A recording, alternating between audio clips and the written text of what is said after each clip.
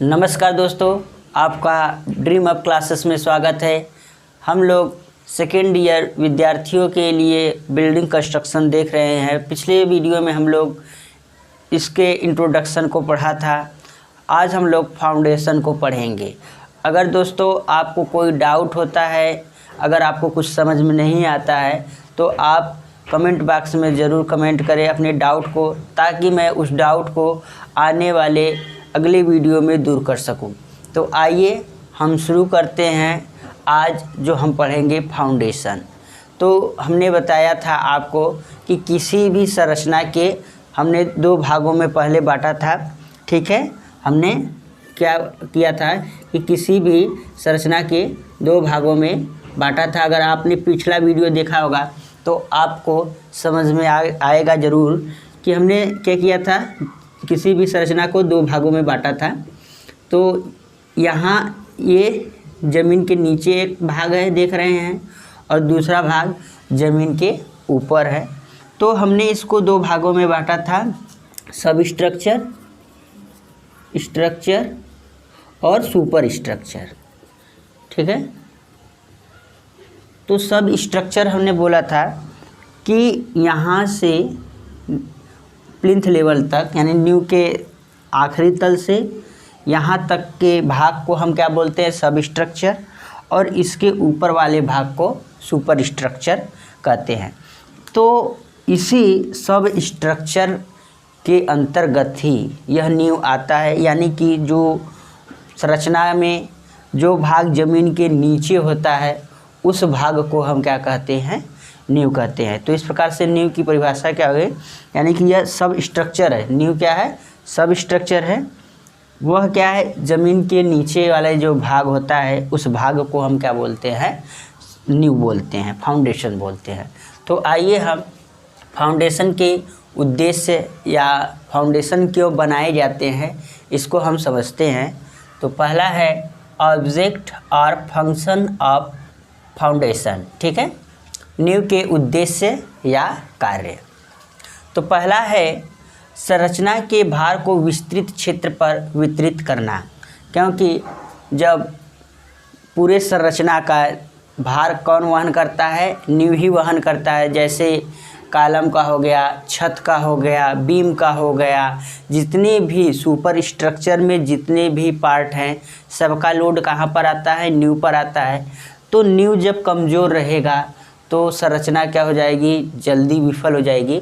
तो इसलिए संरचना के भार को विस्तृत क्षेत्र पर वितरित करना, यानी इसीलिए आप देख रहे हैं कि क्या किया जाता है, नींव जब बनाया जाता है तो उसके जो नीचे का जो रहता है कंक्रीट का ब्लॉक, इसका एरिया अधिक कर दिया जाता है, क्योंकि जब एरिया अधिक हो जाएगा तो दाब कम हो जाएगा। हमने एक पढ़ा भी है फार्मूला, दाब तीव्रता बराबर P बराबर क्या होता है, F/A होता है, यानी कि दाब तीव्रता बराबर भार या बल बटे क्षेत्रफल। जब क्षेत्रफल अधिक होगा तो यहाँ पर जो लोड होगा वो इस पर आने वाला, यानी तीव्रता का मान क्या हो जाएगा, घट जाएगा, और संरचना का स्थायित्व क्या होगा, बढ़ जाएगा। तो यह क्या करता है, संरचना के भार को जो आता है उसको अधिक क्षेत्रफल पर वहन करता है, क्योंकि संरचना का भार आएगा इस पर, ठीक है। इसके थ्रू ऐसे आते हुए क्या होगा, अब देख रहे हैं एरिया क्या होता है, बढ़ता जाता है, और उस संरचना के पूरे भार को यह क्या करता है, मृदा पर स्थानांतरित कर देता है अधिक क्षेत्रफल पर। दूसरा है भार को समान रूप से वितरित करना, क्योंकि हम जानते हैं कि जो नींव बनाई जाती है जहाँ पर, तो हर मृदा की एक कैपेसिटी होती है, बेरिंग कैपेसिटी होती है कि वह उतने भार को वहन कर सकती है, ठीक है। मान लेते हैं किसी मृदा की जो भार वहन करने की क्षमता है 10 टन प्रति मीटर स्क्वायर है, ठीक है। तो अब क्या होगा, तो अब उससे अगर अधिक होगा वहाँ पर भार, तो वह क्या होगी, मृदा यानी कि संरचना क्या हो जाएगी, फेल कर जाएगी। तो समान रूप से भार को वितरित करने का आशय यह है कि जो पूरे, जैसे क्या है कि ये नींव है, हम मान लेते हैं पूरे भवन का, इस प्रकार से प्लान हम बना रहे हैं, एक ऐसे है, ठीक है, एक भवन है। तो भवन के अगर नींव वाला पार्ट यानी ये नीचे का है, तो अगर भवन पर जो भार हर जगह क्या होना चाहिए, समान होना चाहिए। जो मृदा यानी कि यहाँ पर भी जो अगर जितना लोड आ रहा है इधर भी जितना लोड आ रहा है, यानी कि प्रत्येक जगह क्या होना चाहिए, लोड समान आनी चाहिए। अगर असमान लोड आएगा तो क्या होगा कि यहाँ पर असमान बैठाव हो जाएगा। असमान बैठाव के कारण जो हमारी संरचना होगी वह विफल हो जाएगी। तो इस प्रकार से भार का समान रूप से यह क्या करता है, वितरित करता है। अधिरचना यानी सुपर स्ट्रक्चर के लिए समतल सतह प्रदान करता है, यानी जो दीवार होता है उसके लिए यह क्या करता है, समतल सतह प्रदान करता है। क्योंकि ज़मीन प्रत्येक जगह की समतल नहीं होती है, उबड़ खाबड़ होती है, तो इसलिए यह क्या करता है, जैसे हम क्या करते हैं, नींव को बनाते आते हैं और एक समतल सतह प्रदान करता है, फिर इसके ऊपर ही क्या करते हैं, हम दीवार को बनाते हैं। तो यह क्या करता है, अधिरचना यानी सुपर स्ट्रक्चर को यह क्या करता है, समतल सतह प्रदान करता है। फिर क्या है, स्थिरता प्रदान करना, यानी कि ये पूरे भवन को क्या करता है, एक स्थायित्व प्रदान करता है। जैसे कटाव से, जल से, इन सब से क्या करता है, यह स्थायित्व प्रदान करता है। वायुमंडलीय प्रभाव व परिवर्तनों के प्रति सुरक्षा, यह क्या करता है, भवन को वायुमंडलीय प्रभाव, परिवर्तन, इन सब से क्या करता है, सुरक्षा प्रदान करता है। फिर क्या है, कटाव के प्रति सुरक्षा, जो नींव जैसे नदियों में बनाए जाते हैं वहाँ पर भी क्या करता है कि अधिक गहराई पर बनाया जाता है, इतनी गहराई पर बनाया जाता है कि जहाँ पर उसके कटाव न हो सके। तो इस प्रकार से यह सुपर स्ट्रक्चर को स्थायित्व प्रदान करता है। और नींव की गहराई इतनी होनी चाहिए कि वहाँ पर वायुमंडलीय प्रभाव जो पड़ते हैं उसका नहीं होना चाहिए, क्योंकि अगर वहाँ पर नींव ही हमारा कमज़ोर हो जाएगा तो पूरा भवन का जो यानी जो हमारी संरचना है पूरा, वह क्या हो जाएगा, फेल कर जाएगा। और यहाँ पर एक बात ध्यान देनी होती है कि जैसे यह नींव है, ठीक है, नींव है, तो इसकी गहराई ज़रूर इतनी होनी चाहिए ताकि जो भी जैसे जानवर बील करके क्या होते हैं, जैसे मान लीजिए बाहर वाला पोर्शन है तो यहाँ से ऐसा ना हो कि अंदर कर जाए, ठीक है। तो अब यहाँ पर अगर छेद कर देंगे वो, तो इसमें पानी आ जाएगा, और पानी आएगा तो क्या होगा, यहाँ पर जो संरचना होगी यह धंसने की संभावना होगी। तो इसलिए क्या करते हैं, अधिक गहराई तक नींव को लेके जाते हैं जहाँ पर कि वायुमंडलीय प्रभाव व जानवरों जो ज़मीन को क्या करते हैं, होल कर देते हैं, ज़मीन में बिल कर देते हैं, उससे सुरक्षा प्रदान हो सके। इसलिए उचित गहराई तक हमें क्या करना चाहिए, फाउंडेशन को ले जाना चाहिए। तो इस प्रकार से हमने नींव के उद्देश्य एवं कार्य को देखा। फिर क्या है, अच्छी नींव की विशेषताएं। एक अच्छी नींव की क्या क्या विशेषताएं होनी चाहिए, आइए उसके बारे में हम लोग देखते हैं। पहला है, यह संरचना पर आने वाले भार को अधिक क्षेत्र पर वितरित करनी चाहिए ताकि भार की तीव्रता मृदा की सुरक्षित धारण क्षमता से कम हो। मान लीजिए कि एक मृदा है, ठीक है, एक मृदा है, उसकी धारण क्षमता कितना है, 10 टन प्रति मीटर स्क्वायर है, ठीक है। अब इस पर जो लोड आ रहा है, मान ले रहे हैं कि वह 8 टन प्रति मीटर स्क्वायर है। तो अब हमेशा क्या होनी चाहिए, जो संरचना का पर आने वाला लोड होना चाहिए यह मृदा की बियरिंग कैपेसिटी से कम होनी चाहिए। अगर अधिक होगा तो हमारी मृदा क्या हो जाएगी, हमारी जो संरचना क्या हो जाएगी, फेल कर जाएगी। तो इसलिए हमेशा यह ध्यान देना चाहिए कि जो संरचना का पर आने वाला संपूर्ण भार है वह मृदा के बियरिंग कैपेसिटी से कम होनी चाहिए। अब यह जो लोड होगा यह मृदा पर क्या करेगा, तीव्रता उत्पन्न करेगा, तो दाब तीव्रता उत्पन्न करेगा। इसीलिए हम क्या करते हैं, नींव को क्या करते हैं, इसका क्षेत्रफल अधिक प्रदान करते हैं, जिससे कि क्या हो, भार समान रूप से क्या हो, बट जाए। फिर दूसरा है, नींव संरचना के भार को समान रूप से संचालित करनी चाहिए, यानी कि जो लोड इस पर आ रहा है वह समान रूप से पूरे संरचना का समान रूप से यानी कि मृदा पर स्थानांतरित करनी चाहिए। फिर क्या है, नींव क्षेत्र में जल निकासी की समुचित व्यवस्था की जानी चाहिए। अब जैसे नींव जो ये बना हुआ है, यहाँ पर पूरा जो नींव देखें, मान लीजिए ये जीएल है, ठीक है, जीएल है, तो यहाँ पर ये ना हो कि यहाँ पर क्या करते हैं, थोड़ा मिट्टी से इसको ढक देते हैं ताकि यहाँ से पानी रिस करके यहाँ अंदर न पहुँच जा सके। तो इसलिए हम क्या करते हैं कि नींव पर के जहाँ पर होता है वहाँ पर जल निकासी की हमें उचित व्यवस्था करनी चाहिए। फिर नींव काली कपासी मिट्टी व अन्य खराब मृदाओं में संरचना नहीं बनानी चाहिए। जो काली कपासी मिट्टी, ब्लैक कार्टन सॉइल होता है, वहाँ पर हमें मृदा को यानी कि जो नींव नहीं बनानी चाहिए। क्यों? काली कपासी मिट्टी जब वायु के जब जल के संपर्क में आता है तो क्या होता है, फूल जाता है, और जब उसमें से जल ख़त्म होता है तो क्या होता है, उसमें बहुत गहरी दरारें पड़ जाती हैं। गहरी दरारें पड़ जाने के कारण क्या होता है, संरचना क्या होती है, विफल कर जाती है। तो हमें क्या करना चाहिए, नींव को काली कपासी मिट्टी में क्या करना चाहिए, बचाने से रोकना चाहिए। अगर वहाँ पर हम बना भी रहे हैं तो हमें डीप फाउंडेशन का निर्माण करना चाहिए, ताकि क्योंकि काली जो कपासी मिट्टी होती है उसमें सिकुड़ने और जो है कि फैलने की बहुत, यह सिकुड़ने और फैलने के प्रति बहुत संवेदनशील होता है और इसमें दरारें बहुत गहरी पड़ जाती हैं। तो इसलिए हमें क्या करना चाहिए, बचना चाहिए काली कपासी मिट्टी में संरचना को बनाने में। फिर छठा है, नींव का पदार्थ ऐसा होना चाहिए जो मृदा व नमी के संपर्क से विघटित न हो। क्योंकि नींव हमेशा क्या होता है, वह मृदा के संपर्क में रहता है। जैसे अगर समुद्री किनारे पर बन रहा है संरचना, तो वहाँ की जो मृदा होगा वह लवण युक्त होगा वहाँ पर।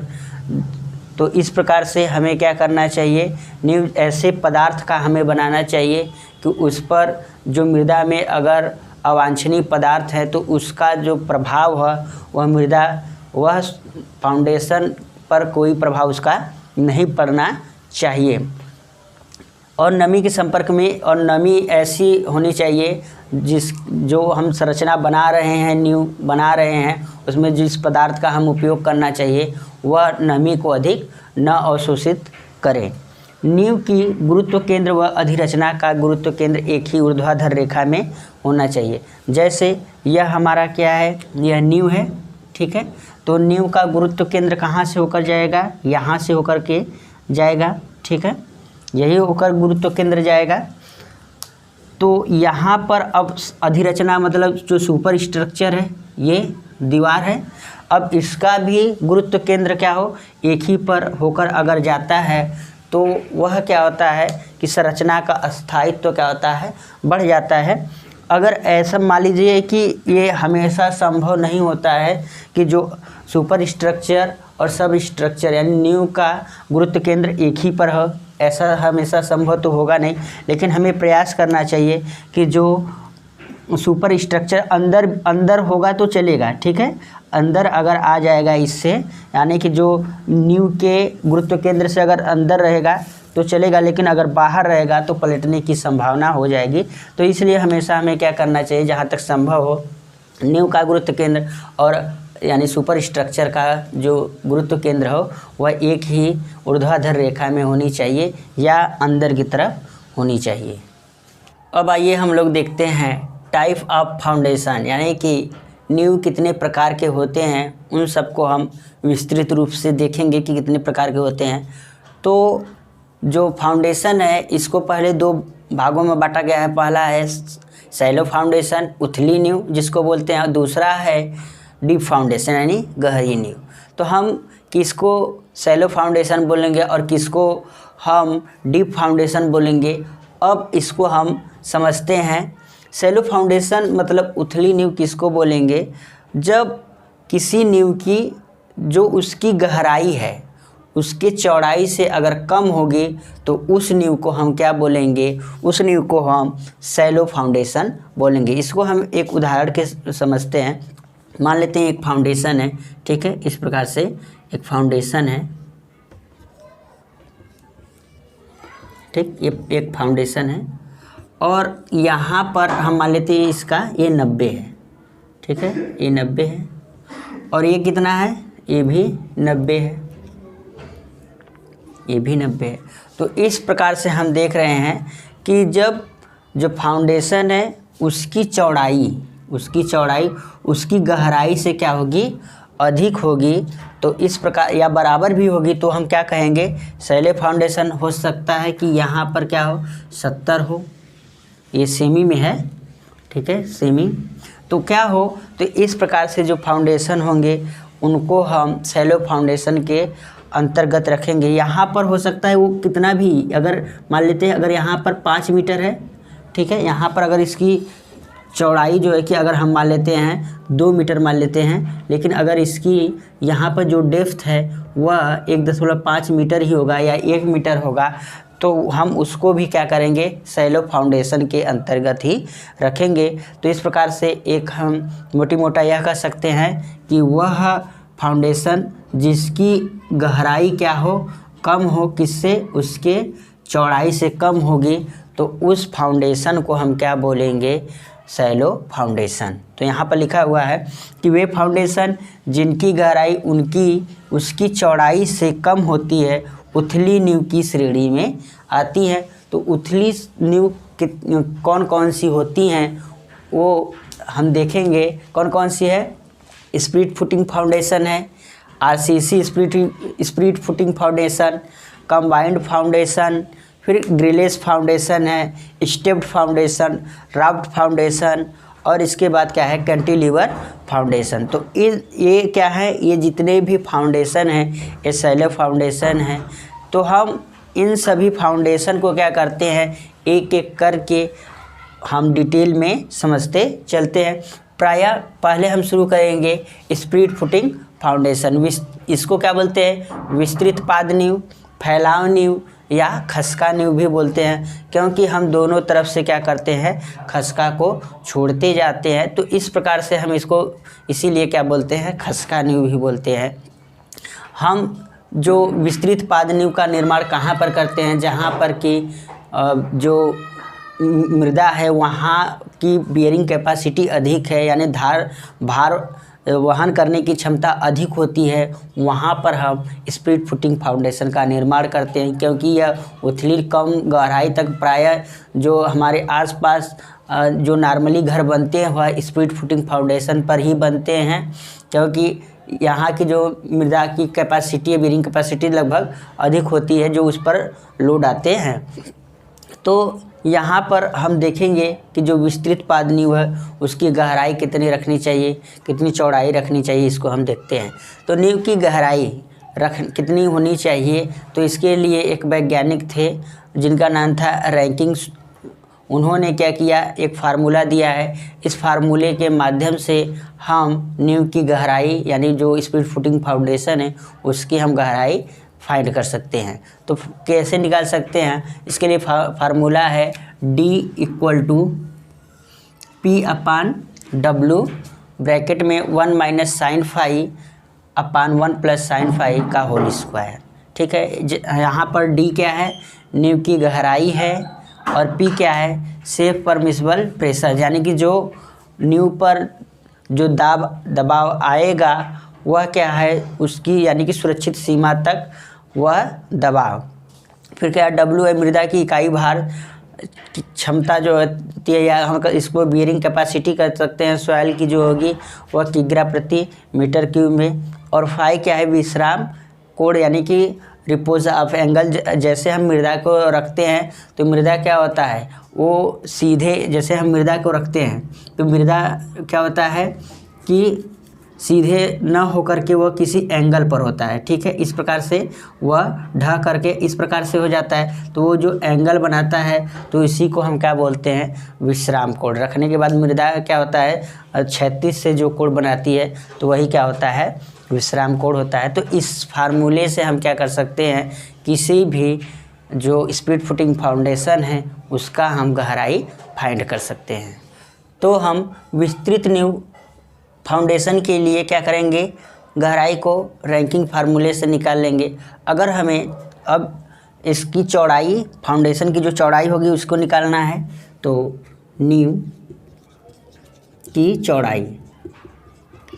चौड़ाई हम कैसे निकालेंगे, अगर हम मान लेते हैं कि दीवार की मोटाई क्या है, दीवार की मोटाई हम मान ले रहे हैं कि टी है, जो दीवार हम बनाएंगे, भवन बनाएंगे, उस दीवार की मोटाई टी है, तो चौड़ाई हम बी बराबर क्या होता है 2t+30। इससे भी हम निकाल सकते हैं। जैसे किस प्रकार से होता है, स्प्लिट फुटिंग फाउंडेशन आपने देखा होगा, इस प्रकार से होता है, ठीक है, इस प्रकार से होता है। अगर हम मान लेते हैं जो दीवार है इसकी मोटाई कितनी है, टी है, तो हम 2t+30 से निकाल सकते हैं। या यहाँ पर जो ये छोड़े हैं कंक्रीट ब्लॉक, ठीक है, कंक्रीट ब्लॉक ये छोड़े जो यहाँ पर खसका छोड़े हैं कंक्रीट ब्लॉक पर, अगर इसको हम जे मान ले रहे हैं, जो यहाँ पर जो ये खसका छोड़े हुए इसको जे मान ले, तो हम इससे भी निकाल सकते हैं या 2t+2j, ठीक है। जहाँ जे क्या है, जहाँ जे कंक्रीट ब्लॉक पर खसका, जो हमने खसका पहला यहाँ पर छोड़ा हुआ है वह क्या है, उसको हम जे मान लिए, तो हम इससे भी निकाल सकते हैं। जो अधिकतम होगा हम उसको ही लेंगे। अगर हमें मान लीजिए 20 सेमी दीवार के लिए, जैसे सपोज कीजिए हमें चौड़ाई निकालना है, ठीक है, 20 सेमी दीवार, यहाँ पर हम लिख रहे हैं 20 सेमी दीवार के लिए गहराई चौड़ाई, तो अगर हम निकाल रहे हैं इससे तो कितना हो जाएगा, 2 गुणे टी हमने लिया है कितना, 20 लिया है, तो 20+30 तो कितना हो जाएगा 40, 20 70 हो जाएगा, 70 सेमी। ये सभी मापे किस में है, सेमी में हो जाएंगे। अगर हम इससे निकालें, ठीक है, तो 2 गुणे कितना है 20+2 गुणे जे कितना है, यानी कि पहला जो हम खसका छोड़ते हैं वह कितना होता है 15 सेमी हम छोड़ते हैं, तो 15, ठीक है, तो कितना हो जाएगा 40+30 बराबर 70 सेमी। यानी कि 20 सेमी दीवार के लिए जो कंक्रीट ब्लॉक की चौड़ाई है वह कितनी होनी चाहिए, वह 70 सेमी कम से कम होनी चाहिए। एक नींव की चौड़ाई का मतलब क्या है, कंक्रीट ब्लॉक, ये जो कंक्रीट ब्लॉक है इसी की चौड़ाई की हम बात कर रहे हैं, तो कंक्रीट ब्लॉक की जो चौड़ाई होगी वह कितनी होनी चाहिए 70 सेमी। अगर हम 30 सेमी दीवार के लिए निकालें, ठीक है, 30 सेमी दीवार के लिए कंक्रीट ब्लॉक की चौड़ाई कितनी होगी, अगर 30 सेमी है तो फार्मूला हम b बराबर 2t+30, तो कितना हो जाएगा 2 गुणे 30+30, तो कितना हो जाएगा 60+30 बराबर 90 सेमी। यह हो जाएगा 90 सेमी हो जाएगा। अगर हम उस फार्मूले से निकालेंगे 2 × 30 + 2 × 50, यही होगा, तो कितना हो जाएगा 60+30 बराबर 90 सेमी। तो हम चाहे इससे निकालें चाहे उससे निकालें, दोनों से एक ही वैल्यू आएगी। तो इस प्रकार से हम निकालना सीख गए कि कैसे हम गहराई निकालेंगे। गहराई निकालने के लिए इस फार्मूले का प्रयोग करेंगे और कंक्रीट ब्लॉक की चौड़ाई निकालने के लिए हम इसका प्रयोग करेंगे। तो हमने नींव की चौड़ाई निकालने के लिए फार्मूला हमें निकल गया, यानी कंक्रीट ब्लॉक की चौड़ाई हम निकाल लिए, ठीक है। अब हम कंक्रीट ब्लॉक का जो ऊंचाई है उसको हम कैसे निकालेंगे, ठीक है। कंक्रीट ब्लॉक की मोटाई, हमने चौड़ाई निकाल लिया, नींव की गहराई निकाल लिया। अब जो कंक्रीट हम बनाते हैं उसकी जो मोटाई है वह कितनी होगी, तो उसके लिए हम 5/6 × t, इससे हम क्या कर सकते हैं, जो कंक्रीट होता है ये देखा होगा आपने, जो कंक्रीट ये इसकी हम बात कर रहे हैं, ये कितना होगा, तो यह 5/6 × t। अब या हम इसको इससे भी निकाल सकते हैं 2j। अब हम 20 सेमी दीवार के लिए निकालें, अगर 20 सेमी दीवार के लिए इसकी मोटाई कितनी होगी, तो 5/6 इंटू 20, तो हम कैलकुलेशन करेंगे जितना आएगा, या 2 इंटू कितना हमेशा छोड़ते हैं 15 छोड़ते हैं, तो कितना आ जाएगा 15 दूना 30 आएगा, 30 सेमी आएगा। ठीक है, हम इससे कैलकुलेशन करेंगे तो 6 के 6 6 12 36 18 गुणे 3 यानी कि लगभग 16 आएगा, 16 सेमी के लगभग आएगा। तो जो अधिक रहेगा हम उसी वैल्यू के लेंगे। तो यहाँ पर अधिक क्या है, 30 सेमी है, तो हम कंक्रीट ब्लॉक की जो मोटाई है वह 30 सेमी लेंगे, हम अधिक वैल्यू को लेंगे। तो आइए हम स्प्लिट फुटिंग फाउंडेशन को बनाना सीखते हैं। 20 सेमी दीवार के लिए या 30 सेमी दीवार के लिए हम कैसे बनाएंगे, इसको हम एक बार आपको बता दे रहे हैं। तो इस प्रकार से हमने कंक्रीट ब्लॉक की मोटाई किस प्रकार कैसे निकालेंगे उसके लिए हमने बता दिया, 5/6 T या 2J, इससे हम क्या करेंगे, कंक्रीट ब्लॉक की मोटाई निकाल लेंगे।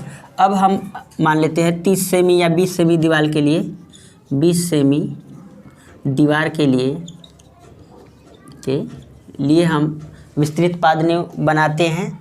ठीक है, तो गहराई हम निकाल लेंगे इससे, ठीक, और चौड़ाई हमने इससे निकाल लेंगे और मोटाई इससे निकाल लेंगे।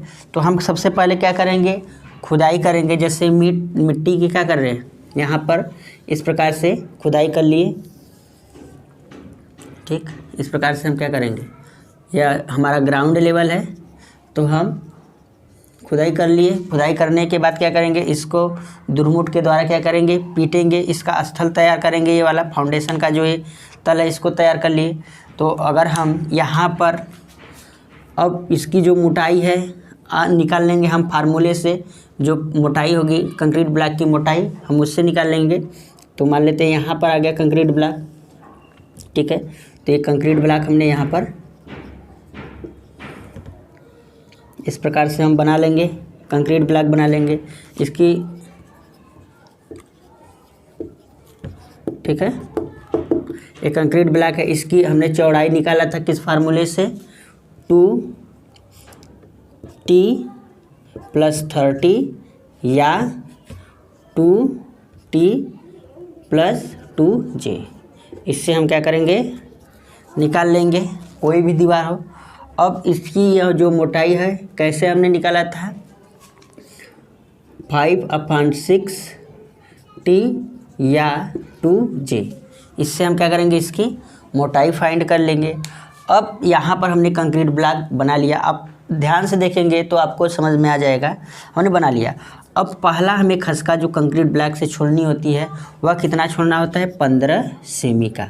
15 सेमी इधर, 15 सेमी इधर, जो हम छोड़ते हैं उसको खसका बोलते हैं। तो हमने 15 सेमी इधर छोड़ दिया, 15 सेमी इधर छोड़ दिया। ठीक है, इसको हम जे, यही क्या है, जे है, तो यहाँ पर हम लिख दे रहे हैं जे बराबर 15 सेमी हमने छोड़ दिया। अब इसकी ऊंचाई हम कितना लेते हैं, 1 ईंट के बराबर लेते हैं या 2 ईंट के बराबर लेते हैं। अगर हम 1 ईंट के बराबर ले मान लेते हैं, ठीक है, तो 1 ईंट कितना होता है, हाइट उसकी 10 सेमी लेते हैं। ठीक है, स्टैंडर्ड साइज़ क्या होती है, 10 सेमी होती है, तो हम 10 सेमी ले लिए। 10 सेमी छोड़ने के बाद अब देखिए यहाँ पर हमने कर लिया। अब पहला खसका यहाँ पर हम छोड़ेंगे, इधर 5 सेमी छोड़ेंगे, इधर 5 सेमी छोड़ेंगे। ठीक है, कितना है, 5 सेमी खसका छोड़ते जाते हैं। इधर 5 सेमी छोड़े, ठीक, और इधर भी 5 सेमी छोड़े जाएंगे। फिर 1 ईंट के हाइट के बराबर चलेंगे, 1 ईंट, फिर यहाँ पर और फिर खसका छोड़ेंगे। ठीक, जैसे अब यहाँ पर जितना रहेगा, मान लेते हैं अगर ये 90 है, 90 से भी प्राय रहता है, तो 90 है मान लीजिए, तो ये कितना आ जाएगा, 15 इधर छोड़ देंगे, 15 इधर छोड़ देंगे, 30 माइनस हो जाएगा तो ये 60 हो जाएगा। और ए फिर 10, 5 इधर छोड़ दिए, 5 इधर छोड़ दिए, तो कितना हो जाएगा, 50 हो जाएगा। ठीक, अब फिर ऐसे क्या करेंगे, 1 ईंट के बराबर लेके जाएंगे, फिर 5 सेमी इधर खसका छोड़ेंगे, 5 सेमी इधर खसका छोड़ेंगे, तो कितना हो जाएगा, 40 हो जाएगा ये। अब क्या करेंगे, अगर 20 सेमी दीवार के लिए है तो हम अब इसको ऊपर तक लेके जाते हैं, प्लिंथ तक। कहाँ तक लेके जाएंगे, प्लिंथ लेवल तक लेके जाएंगे, मान लेते हैं यहाँ तक। ठीक, अब ये कितना है, 30 सेमी।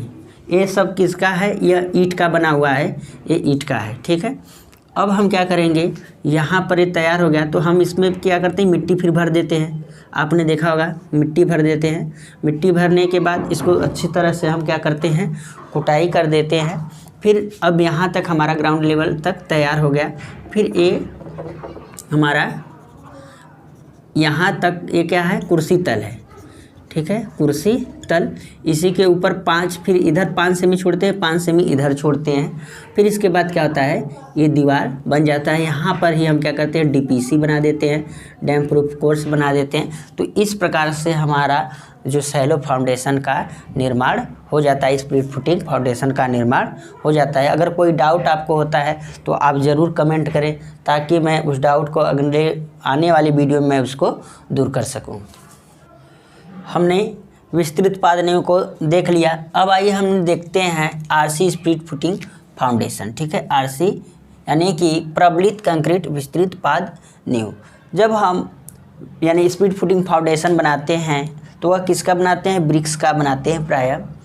तो अगर लोड अधिक हो, जैसे मान लेते हैं मृदा की जो सॉइल है उसकी बेयरिंग कैपेसिटी कितनी है, 10 टन प्रति मीटर क्यूब है, लेकिन यहाँ पर जब लोड मान लीजिए 8 टन प्रति मीटर क्यूब है, तब इसके लिए तो हम किसका निर्माण करेंगे, जो हमारा विस्तृत पाद नींव है उसका निर्माण करेंगे। अगर हम मान लेते हैं कि जो बियरिंग कैपेसिटी यहाँ पर इतनी है, लेकिन आने वाला लोड क्या हो, अगर 11 हो, अधिक आ जाए, तो हम क्या करेंगे, उसके लिए हमें क्या करना पड़ेगा कि क्योंकि जो मृदा की बियरिंग कैपेसिटी है वो तो बढ़ने वाली है नहीं, उतना ही रहेगा। या तो हम क्या करेंगे, विस्तृत पाद नींव बनाएंगे तो उसमें हम जो कंक्रीट ब्लॉक की चौड़ाई बढ़ा दें। तो कंक्रीट ब्लॉक की चौड़ाई बढ़ाने पर क्या होगा कि कास्टली बहुत हो जाएगा। तो इसलिए हम क्या करते हैं, अधिक जब लोड आता है तो वहाँ पर वह क्या होता है, मितव्ययी बनाने के लिए हम क्या करते हैं, हम इस आरसी स्प्लिट फुटिंग फाउंडेशन का निर्माण करते हैं।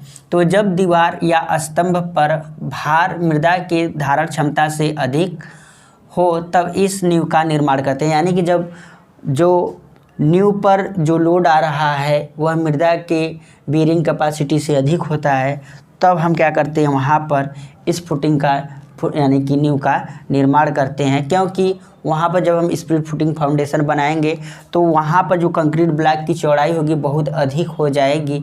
इसलिए हम उससे बचने के लिए क्या करते हैं कि हम आरसी फुटिंग फाउंडेशन का निर्माण करते हैं। अब अगर हम बात करें तीसरा कि कंबाइंड फुटिंग फाउंडेशन का निर्माण हम कब करते हैं। कंबाइंड फुटिंग फाउंडेशन का मतलब कई हम स्तंभों को क्या करते हैं, एक में जोड़ देते हैं, जोड़ करके हम पूरे स्ट्रक्चर का निर्माण करते हैं।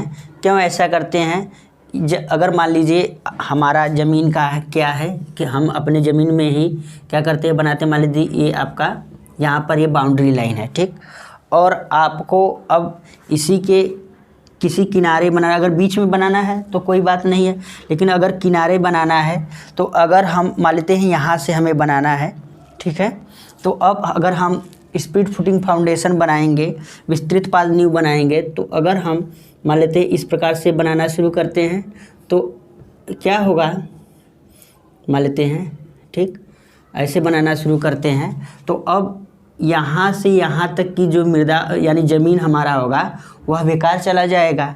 देख रहे हैं इतना, यानी कि यहाँ से यहाँ तक ये वाला हमारा क्या होगा, जो ज़मीन होगा वह क्या होगा, बेकार चला जाएगा, दूसरे के हिस्से आ जाएगा। तो अब हम क्या करेंगे, इससे बचने के लिए, ताकि हमारा जो ज़मीन है हम पूरा उसका उपयोग कर सकें, इससे बचने के लिए हम किसका निर्माण करते हैं, कंबाइंड फुटिंग फाउंडेशन का। यानी बाउंड्री लाइन पर हम निर्माण करने के लिए किसका करते हैं, यूज करते हैं कंबाइंड फुटिंग फाउंडेशन का। यह नींव सीमा रेखा पर बनाया जाता है, यानी जहाँ पर कि हम सीमा रेखा पर अगर बना रहे हैं किसी भी भवन को तो वहाँ पर बना रहे हैं। तो क्योंकि इसीलिए हम अगर इसको बनाएंगे तो इधर वाली जो ये ज़मीन है वो फालतू चली जाएगी। अब चारों तरफ से इतना ज़मीन चला जाएगा तो बहुत क्या होगा, नुकसान हो जाएगा, क्योंकि ज़मीन बहुत महंगी होती है। तो इसलिए हम चाहते हैं कि इसका अधिक से अधिक हम क्या करें, उपयोग करें। तो इसलिए हम क्या किसका निर्माण करते हैं, कंबाइंड फुटिंग फाउंडेशन का। जब 2 या 2 से अधिक स्तंभों को जोड़ करके बनाया जाता है तो ऐसी नींव को हम संयुक्त पाद नींव कहते हैं। और इसको हम कहाँ पर, बाउंड्री लाइन पर बनाते हैं। यहाँ पर एक बात ध्यान देने वाली होती है कि जो ये फुटिंग है यहाँ पर, ये अब इसमें क्या होता है, ये कंक्रीट का बना होता है। ये जो बना हुआ है कंक्रीट का बना होता है, यानी कि आरसीसी का बना होता है। तो अब यहाँ पर जो ये मान लेते हैं ये नींव है, ठीक है। नींव का जो गुरुत्व केंद्र है और जो सुपर स्ट्रक्चर का गुरुत्व केंद्र क्या होना चाहिए, एक पर ही आनी चाहिए। इस एक पर होने से क्या होता है कि जो संरचना होता है उसका स्थायित्व तो बढ़ जाता है। तो इस प्रकार से हमने कंबाइंड फुटिंग फाउंडेशन को भी समझा।